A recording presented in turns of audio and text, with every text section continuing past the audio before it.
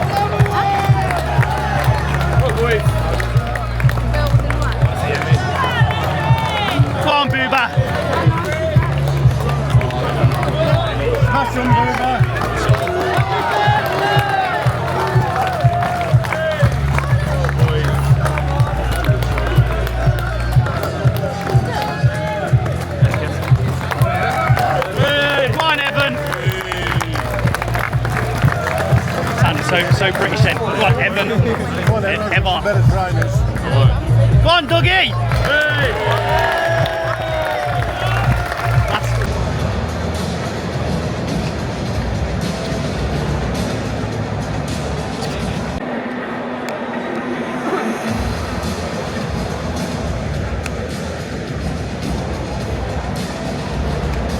So we are live inside Villa Park. Teams are in, and I'm pretty happy with it, to be honest with you. Nice to see Tielemans is probably going to be in the 10 role with Onana and Kamara at centre mid. I would imagine Rodgers off the left, McGinn off the right. It reminds me similar to the team that played against Newcastle last season. What do you think, Corey? Yeah, I mean, let's say it's similar to the team that played against Newcastle. Obviously, Bizot in goal due to the suspension to Martinez. I'm surprised Mings is starting over Pau Torres. I don't mind it. I'm happy with that. Strong team, nevertheless. The Newcastle team, obviously, it's an interesting team. They haven't got a striker, so that's something we need to look at. I'm surprised Trippier's playing. I think that's somewhere where we've almost missed a bit of a chance with playing Digne. I like Digne, but I think Maatsen could have really got at Trippier. But ultimately, as we said before, it's going to be a tough game, but two decent teams. I think we've probably got the better team out at the moment. I'm looking forward to seeing Ollie Watkins against Fabian Schär and Dan Burn again. Last season he gave them a right torrid time. So I will go for score predictions. I'm going to go for an Aston Villa 3-1 win. Ollie Watkins first goal scorer. Yeah, I agree. I'm going to say 3-1 to Villa also. I'm going to go Onana first goal scorer. Up the Villa. Up the Villa.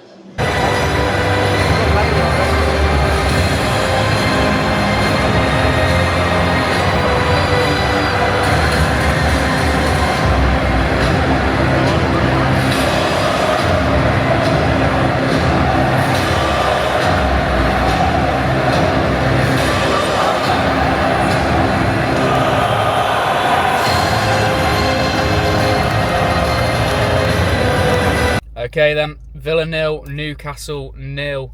Don't know what to say really. It felt like a pre-season game for the majority of that game. Ben, any thoughts?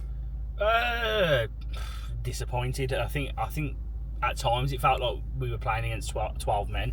The referee was pretty poor. I thought Craig Pawson up to his usual standards. The red card was definitely a red card though. Absolutely idiotic by Ezri Konsa. I don't know why he's put himself into that position. Matty Cash played a terrible cross which put us on the back foot in my opinion. But I genuinely thought Matty Cash had a good game overall apart from that.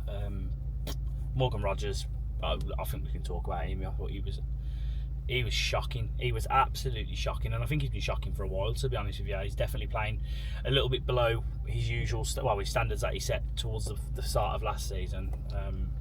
Yeah, I think the biggest concern for me was Newcastle were poor. They were very poor. They definitely should have won. There's no denying that. They were the better team, but they were extremely poor, and especially in the midfield. I mean, Bruno, Tonali, and Joelinton. They didn't look like they knew each other at times. But then Villa topped it by Tielemans was awful, Onana was terrible, Kamara was terrible. All of them just giving the ball away constantly. And then obviously, start of the second half, we started well. Probably should have scored with the Kamara chance.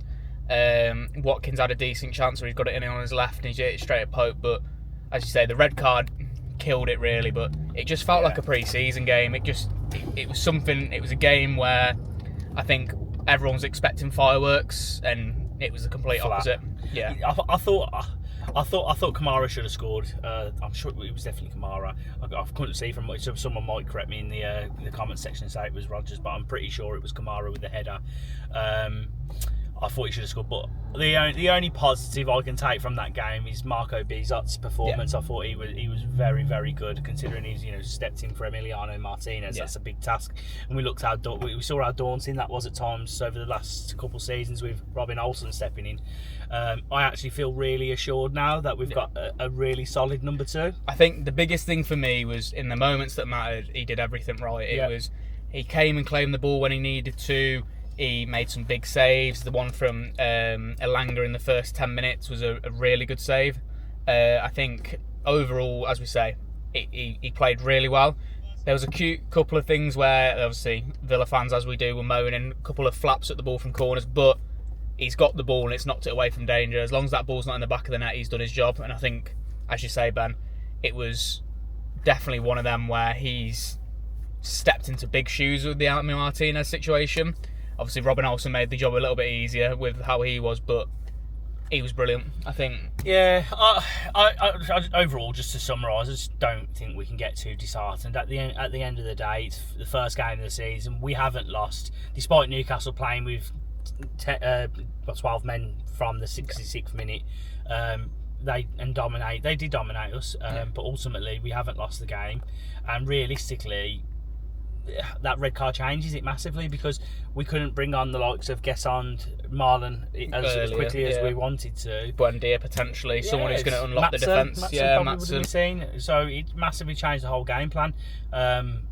Sadly, it was just an idiotic moment from Ezri Konsa. People might say it saved us a point, but you never know what would have happened with 11 men. I think as well, something to mention, obviously I mentioned about sort of Boubacar Kamara and his position in the first half and how poor, but I will say as soon as he stepped into centre half, he was brilliant. Every chance Newcastle got, he was sniffing it out. I think once we went down to 10 men, weirdly enough, I mean, I didn't want to say anything at the time because obviously you don't want to jinx anything, but I was confident we were going to get a draw.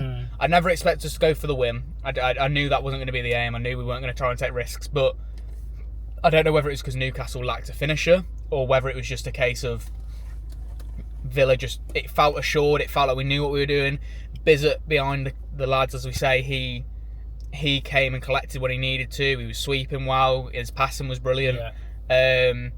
I thought Mings Ollie Watkins had a really tough game today. Yeah. Do you know what? I think he had a tough game. The balls in behind, as you say, I think you said it before about you were excited to see him against Shah and Dan Burn because obviously last season he ripped him apart. But Played well. it just seemed that today the balls in behind weren't good enough. There was no pace on him. Sometimes it would be too short and Dan Burns winning the headers. There's other times where it wasn't hitting to the space and it wasn't giving Watkins a long enough sort of run on Dan Burn. And I think that's what you need as a striker is, as good as Watkins is, it doesn't matter who you are. If someone's got a 2-yard advantage on you like Dan Burn did a couple of times, if it's a 10-yard race, Dan Burn's going to win that all the time. I think it just needed to be lofted into the corner and then Watkins can challenge him. But overall, as you say, disappointed with the performance, yes, but first game of the season. In terms of the result, it ends up actually being quite a good result for us, taking a point when we're down to 10 men. But yeah, overall, it's a game where we come away from it probably feeling the same as we did before it. There's no real emotion towards it.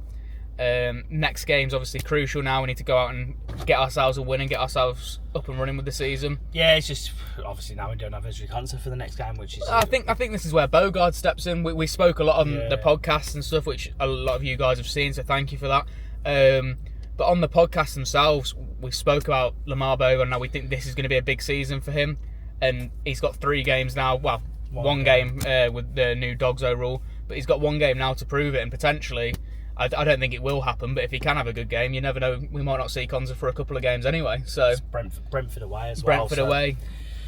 We usually do well at Brentford as well, so they won't have Vissa by then. Vissa will be gone. Brent Burma's already obviously gone. Norgard's not there. To be fair, I think we called it, and we spoke previously about this.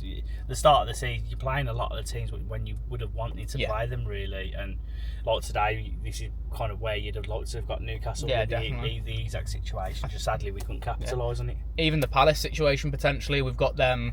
Looks like Eze's gone at that point as well, so that could be a huge sort of thing for us. Obviously, they've still got Sarr, who's a thorn on our side, and Mateta, but we'll be doing podcasts on those, so don't worry about that.